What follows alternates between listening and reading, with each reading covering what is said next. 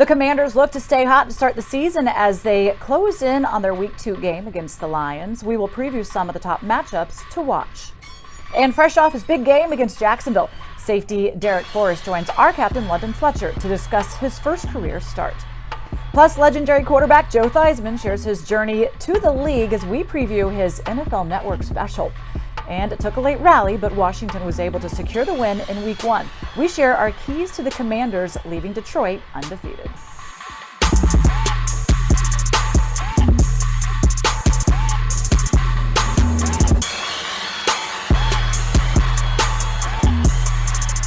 And welcome into Command Center. Julie Donaldson here with you with Logan, Paulsen, and Santana Moss. Okay, here we are, Week 2 in Detroit, but it's indoor, a little bit different than practicing outside all the time. How does that impact you, Santana? I love going indoors. I think one of the things you don't have to worry about is the elements, you know what I mean? Another thing is people fail to realize is that field turf is bouncy, so it makes you faster, a little faster. Some guys like Logan may need a little bit. No. Logan talked about this before, and he said he didn't too much care about it, but, you know, even though I had a couple of, miles on mine, I had an extra gear or two just to play with when I was up there. Yeah, for me, I hated going inside because it wasn't my game. I liked being outside where it was cold and wet and kind of had to be gritty and tough, Tana. That's what I was about. And so no inside for me. Kind of makes perfect sense with both of you, knowing both of you. So Sunday, Washington will travel to Detroit looking to be 2-0 to start this season. The last time they were able to get a win in Detroit was 2008. But the players, well, they're not worried about what happened in the past. Instead, they are focused on what they can control. And the possibility of starting the season 2-0 for the first time since 2011 is what has the players excited for what's ahead. I think starting 2-0 is our goal. We want to win every week. It gets you a good head start on the front part of the season. But for us, we want to get into the playoffs and get into the dance, and just winning the next one on the schedule is the way to get there. They got some guys with speed. St. Brown's a really good guy. He gets targeted a lot, and even the tight ends are pretty good. Hockenson, all those guys are pretty good, man. Good challenge for us, and we'll go up, and we know it's going to be a physical game, and we'll be prepared. If we can start the way we did, not have as much of a letdown in the middle, but finish really well, I think we're going to have a chance to win the game. So I think it really starts with our preparation this week. I think everybody, while we're excited about what happened last week, I think we're eager to improve, but also, try to up our level of play to win this game. Every week is, I feel like is the build, but, Eagles did have a good run game, but, they're going to go back, watch it, make corrections just like we are. So you never know what to expect. We're going in thinking it's going to be a hard-fought game, and that's what it's going to be. Well, here's a look at how both teams fared in their season openers. The Lions put up an impressive 181 rushing yards to go along with 35 points in their loss to the Eagles. Defensively, Washington allowed 383 total yards, 123 coming on the ground against Jacksonville. So it should make for an interesting clash on Sunday. Time to go inside the matchup presented by FanDuel. This fantasy football season, get more ways to win with FanDuel. Okay, so let's get into this. And I want to start right there on the ground in those rushing yards that Washington gave up and what DeAndre Swift and the Detroit Lions were able to do. Oh my goodness, Swift, he's been dealing with a little bit of an ankle injury during the week, but by all means, we expect him to be out there on Sunday. And if he is, you have to find a way to stop him. Logan, stop him. Yeah, no, so to me, it's not stopping him. It's stopping the offensive line. I think that group did an excellent job. And it's not only the offensive line, it's the receivers. When you watch good running football teams, the receivers do an excellent job blocking, and they did an excellent job from a schematic standpoint of forcing quarterbacks to make tackles, and that's not exactly where we want to be at. We got corners that like to tackle, that are good physical players, so I think that kind of leads to our advantage, but you got to know where to fit, you got to be physical with those fits, you got to be gap for a gap and get that done. Yeah, I think you're right on that. And one of the things that stood out to me just reading up on these guys is a lot of those guys on that O-line are a little nicked up. That's true. Going forward, looking forward, that's something that we should all pay close attention to, not knowing how that's going to fare out. But we know we come into this game with our mindset, regardless of who they have up there, we have to pay close attention to that backfield. Yeah, their philosophy is run the ball first. Washington needs to be to stop the ball from being run on the ground. Gave up 7 yards on average per carry against the Jacksonville Jaguars. Need to shore that up. Best weapon on offense in Week 1 was the wide receiver room. How do we view their matchup against the Lions secondary, Logan? I actually feel pretty good about it. I mean, I think they've got some good players, good young players, but I think that the advantages to the offense. It's always to the advantages to the offense, and that's just the structure of the NFL at the moment. I think you guys get like Terry, Curtis, Jahan, all different skill sets, all able to make plays And I just think that's too many weapons to match up with that secondary for Detroit. Yeah, one of the things that stood out to me is Jalen Hurts, who we're not looking at as one of those elite passers in this league. He was able to complete over 56% of his passes. So when you look at that and say, okay, we have a guy in Carson Wentz who we think highly of when it comes to some of the things he can do with his arm, that kind of gives you that edge. Say, okay, boom. And then you look at the playmakers we have. You already talked about those guys, Jahan, Terry, and Samuel. And then you add a Logan. You add, AG out of the backfield. You add, McKissick. All those guys can go out there. They have a pretty good secondary, but you need more than 2 or 3 guys to really hold up against all our weapons. Yeah, and they play like a relatively simple coverage structure, and I think that's going to play right into Carson's hands, like you said. A little physical as well at times, as they do have a different mentality, I think, this year. But they've been allowing a lot of passing yards, and we saw that Carson Wentz put up over 300 through the air. Let's see if he can do that in consecutive games as well. Logan, you like the matchups attacking the interior of their offensive line. Yeah, correct. And Tana pointed out, they had some injuries along that group, and I think Payne and Allen did an outstanding job. Obviously, Allen's a little nicked up, but I think Payne in that matchup against Logan Steinborn is going to be an outstanding matchup for this team. Going to get a lot of pressure, be disruptive in the run game. And don't forget Wise. Wise has been great too. He stepped in great in the preseason. We saw him get after the quarterback a lot. I paid close attention when I saw him come in the game last week. He's a guy that we got to keep an eye on. Got to have some good depth on the D-line as well as they do deal with injuries. It's always the next man up. No excuses made in the NFL. Nobody's going to care. So Sunday season opener, well, it was a big day for second-year safety Darrick Forrest, talking about next man up, right? The former Cincinnati guy made the most of his first career start by recording 5 combined tackles and adding his first career interception and forced fumble. Pro Football Focus rated him as the top-rated safety across the league in Week 1 with a 91.5 rating. Now for more on his game against the Jags and a look ahead, here is Forrest with our Captain London Fletcher. Derrick, you had quite the performance in this ball game this past week against the Jacksonville Jaguars. What was it like, and how are you feeling after that win in Week 1? It was very exciting, especially getting in front of our crowd, man, being at home, getting to fly around, being around the guys, man. I just want to say thank you to the coaches for preparing us, man. They got us right. We went out there, we played hard, and, it was a tough-fought game, but we stuck to the game plan. We came out with the win. You mentioned the preparation that the coaches did. What was it like for you from a preparation standpoint and the uncertainty going into that ball game with, hey, is Cam going to play or not play, and you eventually being named the starter as strong safety? What was that preparation like for you? It was an extreme week for me because the coaches knew that it was going to be tough for me, especially being my first start. So throughout the week they were on me every single day, man. I'm telling you, I'll get home, I'm telling my dad, like, man, it's been a stressful week, man, but we're going to get through it. But it definitely was a stressful week for me. I'm just glad we were go out there and execute, just be great. When you look at this defense, you guys jump out to the early lead in the game, 14-3, and then Jacksonville took the lead, late in that ball game. What does it say about this unit and this team in particular being able to battle back and after being down, 22-14 and come away with that victory? It shows that we're going to be tough, and it starts up front, the offensive and defensive line, defensive line got after them guys, offensive line get a quarterback the protection for him to make those throws in the pocket. So it's going to start up front, it shows that we're tough, we fought, we battled. It was a battle every single quarter until the end, man. So it shows that we're going to be a tough team and that we're going to be a team that's going to be ready to battle each and every week. A lot of firsts for you in that game against the Jags. First career start, also first career interception. What did you do with that football? I got the football. I literally I got it yesterday, so I took it at home. I got to find a nice little stand for it. I might have to put it in a little glass box. That's my first you definitely have to do that. That first one, you know what it means? Once you get that first one, oftentimes they tend to come in bunches. You wait to get that first one, then next thing you know, you're getting 2, 3. They start to come in bunches. You just got off the practice field, getting ready for Detroit. They're coming off a tough loss against Philadelphia.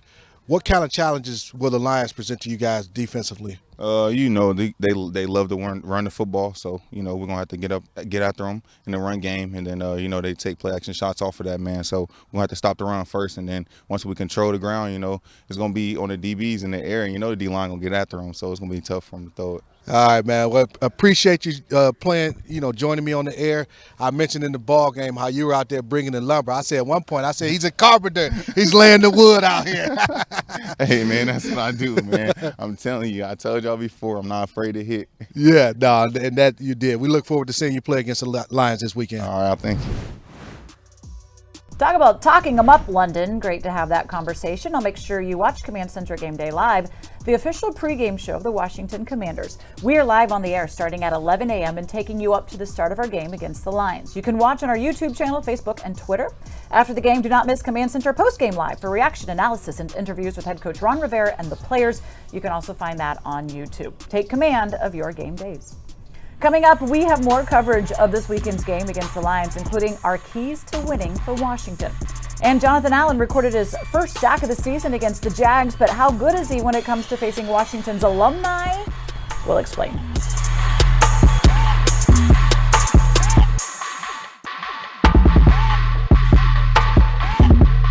Welcome back to Command Center. Friday night, NFL Network is debuting Joe Theismann, A Football Life, highlighting the remarkable career of Washington quarterback Joe Theismann. The former Notre Dame quarterback led the franchise to its first ever Super Bowl title and won league MVP in 1983. But of course, there is no escaping his infamous career-ending leg injury suffered against the New York Giants. Earlier this week, Joe joined NFL Network to discuss the impact of the hit. I think I became very self-absorbed and almost entitled to a degree. And you sort of hold that close to you and you say, this is who I'm defined as. This is who I am. And then all of a sudden it's gone in an instant. I mean, a snap of a finger, it's over. And everything that you thought was really important in your life isn't there. And it really forces you to take a look at who you are as a person and the people around you and the things that really should be important in your life. And that's what that's what they call it, an accident. That's what the injury basically did for me. It slammed my feet down on the ground and gave me a different perspective of life. Truly a remarkable man. Of course, I cannot absolutely wait. We hope you as well. Watch that Friday night on NFL Network. Now, we love, as we are entering our 90th anniversary season as a franchise, to celebrate our legends like Joe Theismann and all the others that played for the Burgundy and Gold. And what better way to do that than to pair our legends up with a current player? And on this episode of Commander Code, we bring in Brian Mitchell with John Allen, and they play a little game of Two Truths and a Lie. Check it out.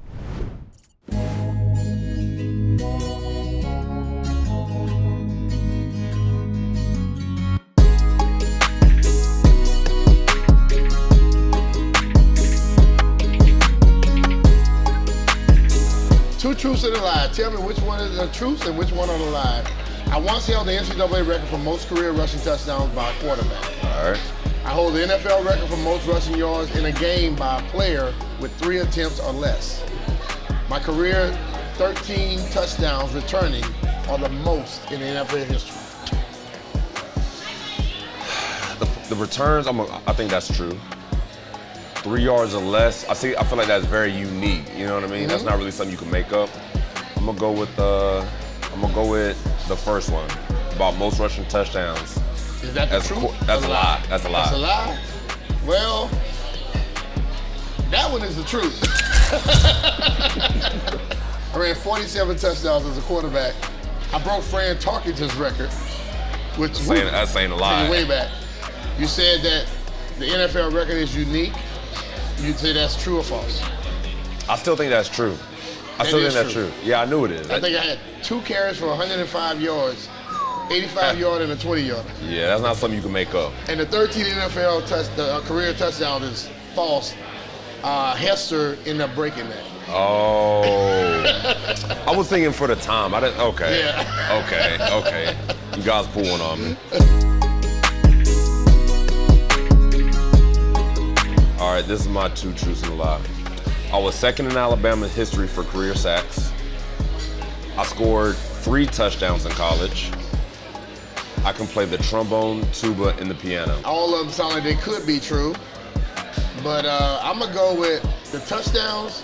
Yes, because I know you're an athlete. You played at Stonebridge, saw you play in high school. All right. The tuba and all that stuff. You're talented, yes. I think the other one could be true too, but since I got 2 truths and a lie, I'm gonna have to say that one is false. The first one, I was second in Alabama history for career sacks. That's true. That's true. Still am. Do you know who number 1 is? Who's number 1? Derrick Thomas. Oh. Yeah. Well, I got hit by Derrick Thomas when I played against Alabama, and I was hyperventilating after the hit. I had a bruise from my back all the way down to my waist. So, can you play the trombone? Damn. I'm gonna say yes. So you're going with I scored 3 touchdowns in college. That's gonna be the lie. That's a lie. Oh, it was 2. It was 2. Ole Miss and Texas A&M.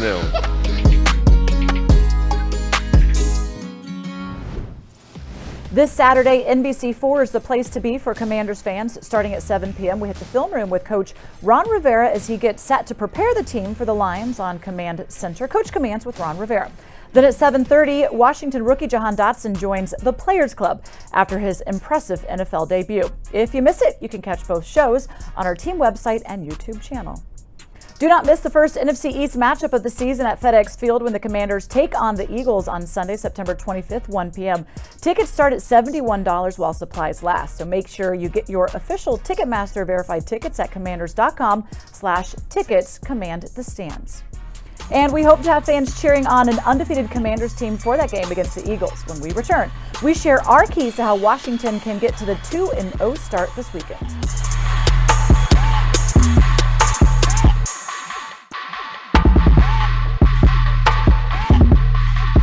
This Sunday's contest against the Detroit Lions will be the first of 4 games Washington will play against teams from the NFC North Division, all within the first 9 weeks of the season.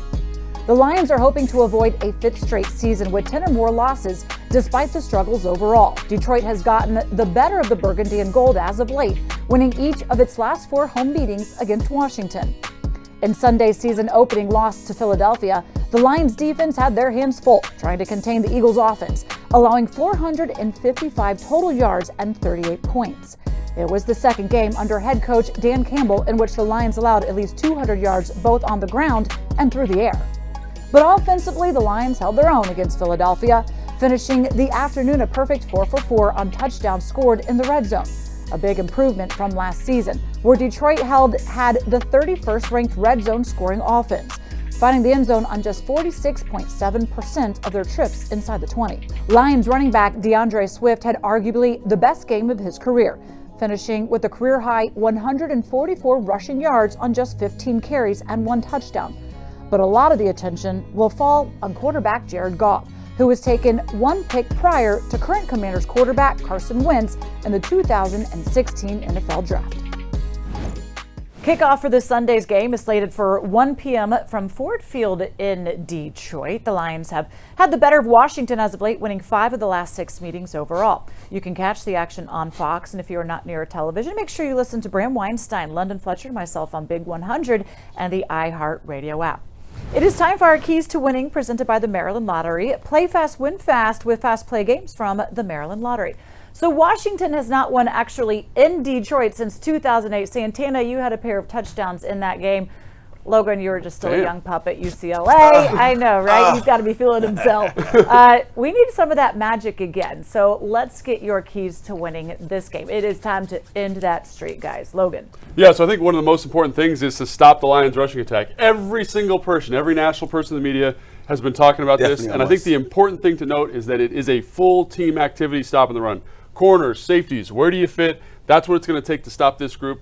Really excited to see what Jack Del Rio dials up to get that done. Yeah, I second that, but I also think that what would be huge is on the offensive side be dictators. I think last week we saw our offense, play that role. They was a dictator. Talking to Jahan, he was saying that, hey, it got to a point where that defensive secondary didn't know what coverage to be in. So they basically had them, by their feet, like dangling them, letting them know that, we're really playing with you right now. So I want to see our offense, have control of this ball game, especially on the road, and dictate what they're going to do. Yeah, I love it. And I kind of go in line with that same thought, right? I think be aggressive on early downs. Scott Turner did a great job of that last week, using personnel to dictate certain responses by the defense, getting good situations on second down, getting good situations on third down, because Detroit will heat you up on third down. Don't want to be in those situations too often because those are going to be tough to be successful. Be successful, be aggressive on early downs. One of my other keys is, man, we got lucky last week. And I think due to playing Jacksonville, and also being home, we can't lose the turnover battle on the road. You have to understand that it's already hard enough to win any game, no matter where you at, with having more turnovers. So we have to control that, have that at a minimum, and make sure we sharp. No turnovers at all. Yeah, absolutely. And I think the other thing is create pressure on the from the interior offensive line. And people say, why is that? And I think when you look at the Detroit offensive line, their tackles are outstanding. Taylor Decker, Penei Sewell is going to be a star in this league. Really fantastic football player. I don't think Sweat, Hill, Williams are going to be as effective. However, their inside of their offensive line struggles tremendously, right? So can Payne be productive like he was last week? Can they work those inside games with Allen and Payne, take advantage of that group, and get after the quarterback? Because the pressure last week really helped the secondary. Love to see that. I need to see it again because our secondary is still figuring some stuff out. Can the interior guys get that done? Julie, what do you think? I mean, yeah, of course. I mean, the biggest thing is you do have to stop that run and continue to be creative on offense. We saw that from Scott Turner. Now, let me ask you this question. We saw a lot that we never saw during the preseason from what he did on offense. How much more do you think they still have for this game to bring that out?